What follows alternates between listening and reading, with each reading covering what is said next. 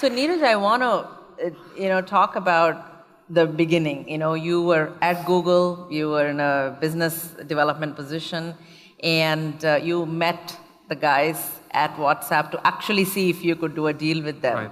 So this goes back around 4 years. I used to acquire companies for Google, and my job was to meet up-and-coming entrepreneurs and see what they're doing. I happened to meet Jan and Brian, the co-founders of WhatsApp. They were very difficult to find, actually, so I had to somehow dig them out from somewhere. And actually, that defines who we are as a company. We are very quiet, we are very low profile, we don't actually do any PR. You'll never see us on the stage. And it was my good luck that I happened to meet them. And when I spent some time with them, I saw that they're building a company which is very different from what you typically see in Silicon Valley. Mm-hmm. And I think the biggest thing that struck me about them was they were trying to build a global company sitting in Silicon Valley. So they were not building a product for Silicon Valley or the US. They were actually building a product for India and Brazil and Middle East and Africa and everywhere else. And coming from India, having grown up here, mm-hmm. their passion to connect billions of people was something which really resonated with me. So is it that they were using even low-tech technologies to connect with people? So what about their approach was global? Right. Because a lot of big companies are also global. Right. Yeah, great question.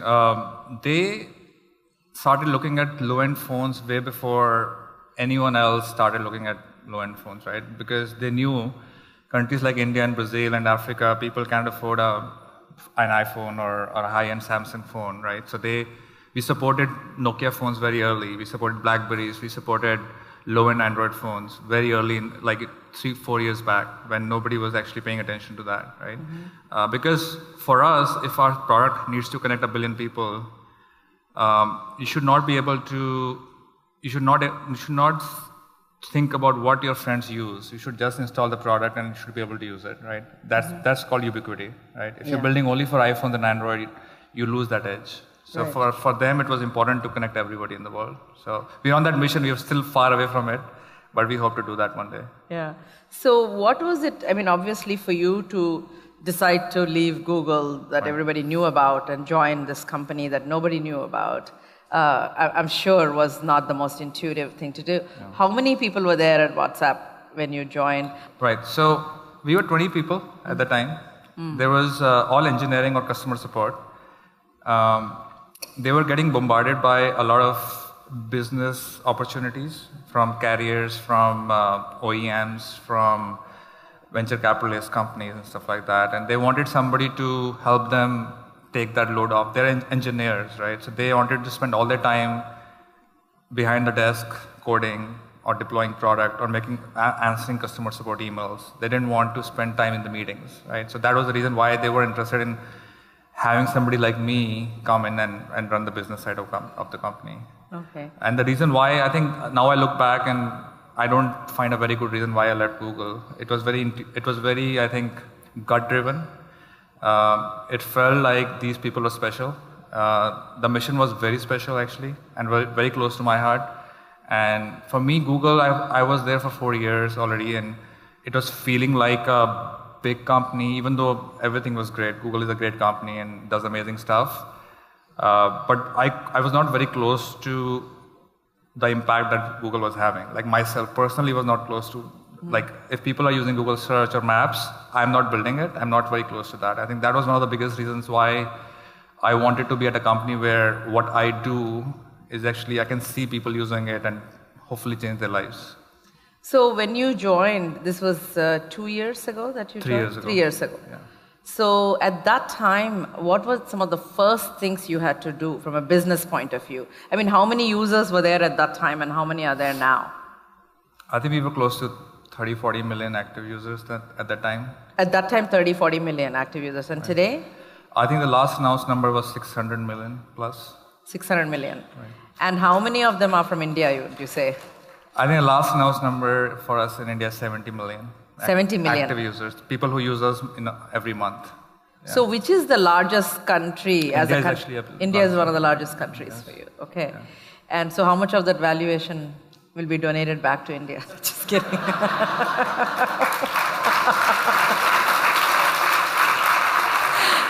I'm working on it. So,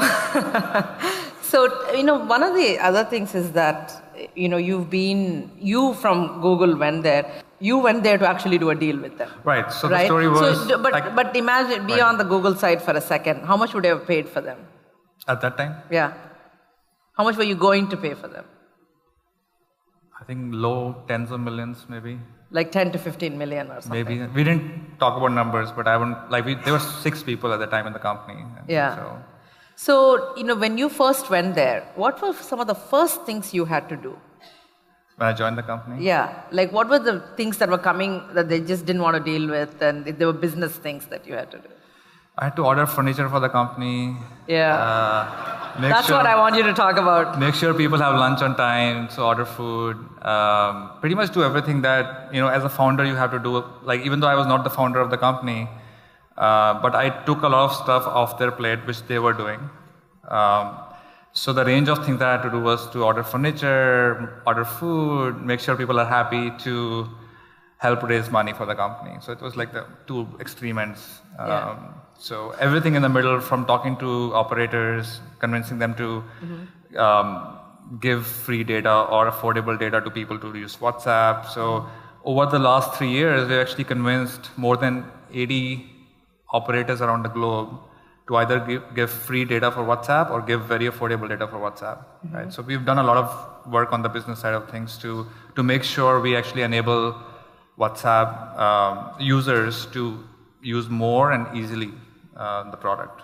So what is the business decision or series of actions that you guys took that helped it to go from, say, 30 million to 600 million? Were there like 1 or 2 key decisions that were made? I think the key decision was to not enforce any businessy things on the company, right? So if you look at what WhatsApp is today, even today, right? It's a very product engineering focused company, right? Out of 80 people that are today in the company, the majority are actually engineers. So actually you build the product or you do customer support. So you help, answer some emails or, questions about the product. So we wanted to minimize any distraction. So I think for us, business, it was very important for us to understand, for me to understand that business is not the core of the company, right? The core of the company is the product, right?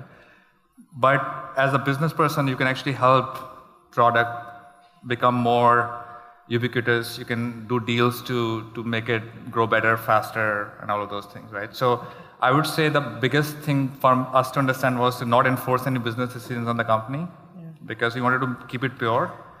At the same time, from the sidelines, help the company grow. Yeah. So now we come to the final thing of this. All these offers have been coming through. What about this what one?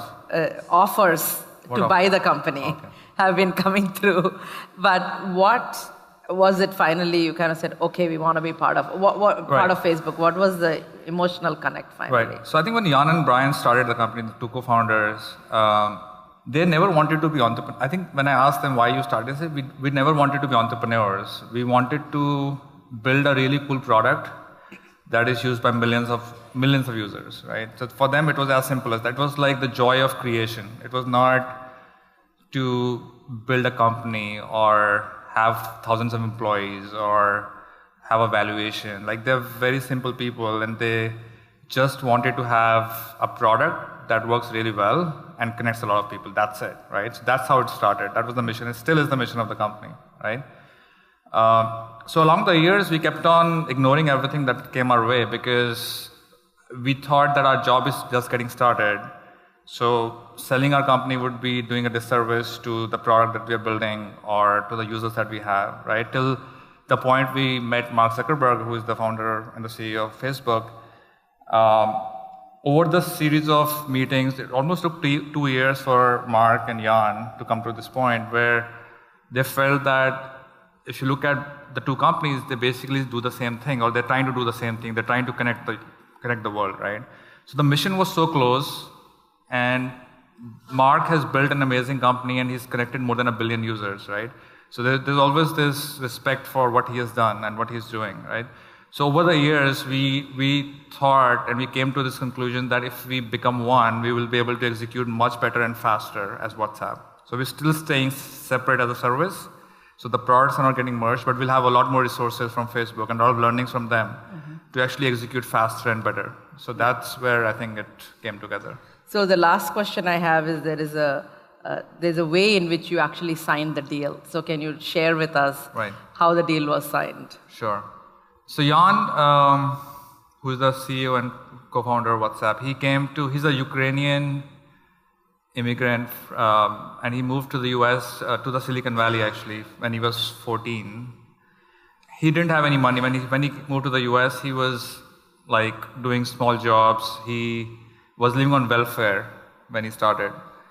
So he's seen a lot of hard times. He went to college. As somebody from Eastern Europe, there's a lot of focus on education, just like India, right? So he did well, and he found a job at Yahoo as his first job, and he did really well there. So he's seen his life from a 14-year-old immigrant in the US, living on welfare, having practically no money, to building this amazing company with millions of users. And finally, when the deal was happening, just to bring him back to where he started, we took him to the same welfare center where he used to get his money every month to sign the deal. So it was a very emotional moment for him and for everyone. So that's how we, Great. signed the deal. Thank you so much. Thank you.